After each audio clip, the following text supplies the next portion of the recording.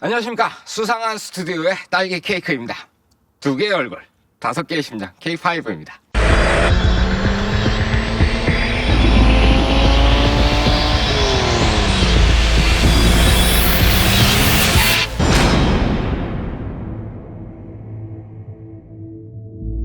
고출력인 거죠, 터보 엔진 그러면. 그리고 다운사이징으로 작은 엔진의 고출력.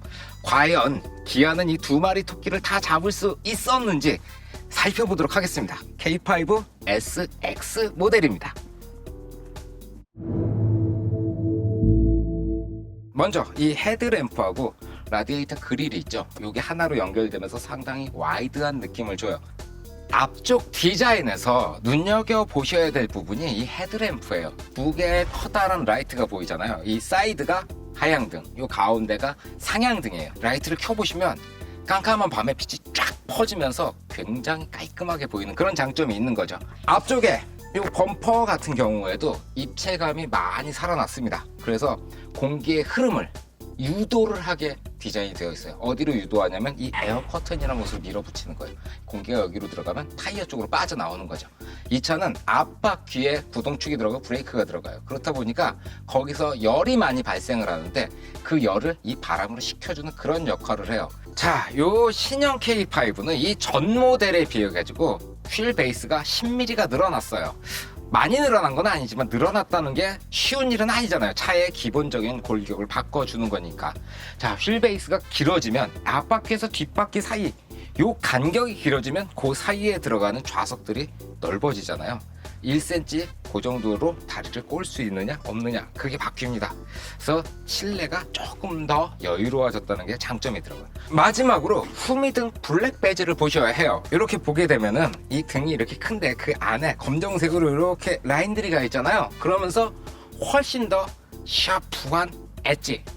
요거는 요 터보 모델에만 있는 게 아니고 디젤 모델도 있으니까 디젤을 원하신다면 디젤에 가도 요 모델이 있습니다.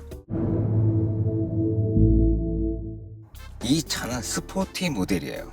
굉장히 민첩한 움직임을 보여주는 거죠. 그것에 집중해 가지고 몇 가지 부분들이 바뀌어 있어요. 예를 들자면 이 스티어링 휠 같은 건데 스티어링 휠이 원형이 아니고 D컷 휠을 가지고 있어요. 밑에가 일자로 잘려 있는 거죠. 그래서 조금 더 스포츠한 형태를 가지고 있고 손에 이렇게 잡아보면 이런 홈이라든가 조금 더 깊게 파여 있네요. 거기에 패드 시프트까지 달려 있습니다. 이거 굉장히 공격적인데요. 자, 그리고 또 뭐가 달려 있냐면은 아래쪽에 풋페달이 오르간 타입으로 붙어 있어요. 이 오르간 타입이 조금 더 민감하고 편안하게 단계별로 이걸 밟아줄 수가 있는 거죠. 그리고 이 시트를 보면 시트가 부분 이렇게 단단하고 소프트한 그 부분이 좀 달라요. 이 전체적으로 푹신푹신한 시트를 가지고 있다. 그건 자동차에 들어가는 시트라기보다는 집에 있는 쇼파죠. 그래서 이렇게 부분 올록볼록한 느낌의 막 조정 같은 것도 굉장히 디테일하게 움직입니다. 이 정도면 이 차에서 굉장히 중요한 포인트만 찝어서 설명해 드린 것 같네요. 움직임 자체가 민감해요. 이거는 1600cc 터보 모델입니다. 터보다 보니까 걱정되는 게 뭐냐면은 3000rpm 정도에서 터보가 퍽 터지기 이전까지 그 영역에서 파워가 부족하지 않을까라는 생각이 들었는데 지금 2000rpm이거든요. 이렇게 움직여가지고 2000rpm에서 기어가 바뀌었네요. 이렇게 계속 2000rpm을 유지하면서 가는데 매끄럽고 여유로워요. 자, 3000rpm을 넘어가지고 터보가 터지면 어떻게 되느냐 밟아봅시다. 이렇게. 국산차인데 제가 지금 시트를 이렇게 살짝 몸이 제껴지네요. 터보가 터지는 순간이었던 거예요. 그게 이 터보 엔진의 뒤를 받치고 있는 건 7단 듀얼 클러치예요. 저 RPM으로 이렇게 주행을 할 때 저는 느꼈어요. 이 기어가 바뀌는 게 2000rpm에서 갑자기 RPM이 밑으로 한 500rpm 정도 뚝 떨어지는 게 계기판으로 보이더라고요. 그런데 차 자체의 어떤 진동이라든가 기어가 바뀔 때 덜컹하는 그런 느낌이 거의 느껴지지가 않더라고요. 자, 이제 출발을 했으니까 한번 그 기어 바뀌는 걸 느끼게 해드릴게요. 자, 이제 2000rpm으로 이렇게 가면서 그렇죠. 지금 한번 바뀌었죠. 우웅 하다 넘어갔고 또 바뀌었고 또 바꿔주세요. 자, 지금 바뀌었어요. 제일 마지막으로 바뀔 때 느껴지시나요? 저는 운전을 하고 있으니까 이 RPM 게이지 떨어지는 거랑 엔진 소리를 듣고 이 미션이 바뀌는 걸 느낀 거예요. 그런데 진동이라든가 어떤 그런 부분에서는 이 미션이 바뀌는 게 거의 느껴지지가 않아요. 이 미션의 장점이 이거라는 생각이 드네요. 아주 부드럽게 변속이 이루어지기 때문에 타고 있는 사람들이 변속 충격을 느끼지 않는다는 거. 그리고 듀얼 클러치 미션이 워낙 이 변속이 빠르니까 그 사이에 허비되는 힘들이 굉장히 낮겠죠. 그러니까 연비가 좋아지는 그런 장점이 있습니다. 듀얼 클러치가 상당히 매끄러운 게 감동적입니다. 자, 그 밑으로 뭐 맥퍼슨 스트럿이 달려가지고 이 바퀴의 움직임 같은 걸 잡아주는데 그런 부분들도 상당히 상콤하게 그렇게 움직이네요.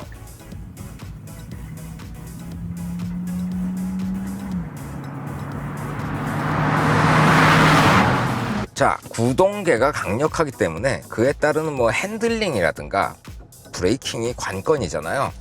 이 K5 터보 같은 경우에는 100km로 달리다가 급브레이크를 밟으면 45m 내에서 멈출 수 있는 능력이 있다고 하더라고요. 근데 이 도로는 이제 60km가 속도 제한이니까 제가 60km까지 달리다가 한번 풀 브레이킹을 해볼게요. 좋아요. 60이고 브레이킹. 와, 꽉 하고 땅에 달라붙네요. 이 브레이킹 실력이 굉장히 인상적이네요. 자, 다음은 이제 조향에 관련된 부분인 거죠. K5의 스티어링 휠에는 MDPS라는 장치가 붙어 있어요. 사실 이 이전까지의 K5의 MDPS에 대한 말들이 좀 많았어요. 그런데 그 MDPS를 32비트로 업그레이드를 하면서 상당히 많은 부분에 개선이 가해졌다는 게 느껴져요. 그리고 가볍기도 합니다.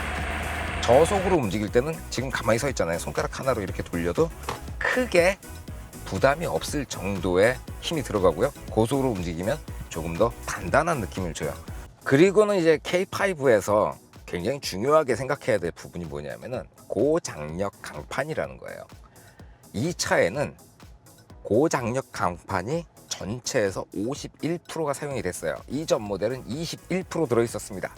그 고장력 강판이 어떤 안전에 관련된 부분에서 도움을 많이 줬을 거예요. 그런데 제 생각에는 그것보다도 이런 전체적인 달리기 능력에서 큰 도움을 주고 있다는 생각이 들어요. 사고가 났을 때도 훨씬 도움을 줄 겁니다.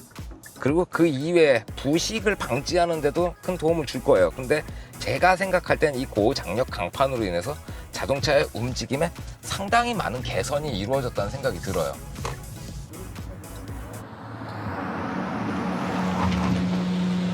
자, 이제 마무리를 해보도록 하겠습니다. 기아의 K5 터보입니다. 신형 K5 터보를 기억하십시오. K5는 얼굴이 2개예요. 그리고 심장이 5개, 엔진이 5개라는 얘기입니다. 그것만 해도 벌써 10가지에서 시작하는 거죠. 여러분이 그 바리에이션 다양한 것 중에서 골라보시면 여러분 개인에게 딱 맞는 차가 그 안에 있을 거예요. 자, 오늘은 여기까지 하겠습니다. 수고하셨습니다. 필승!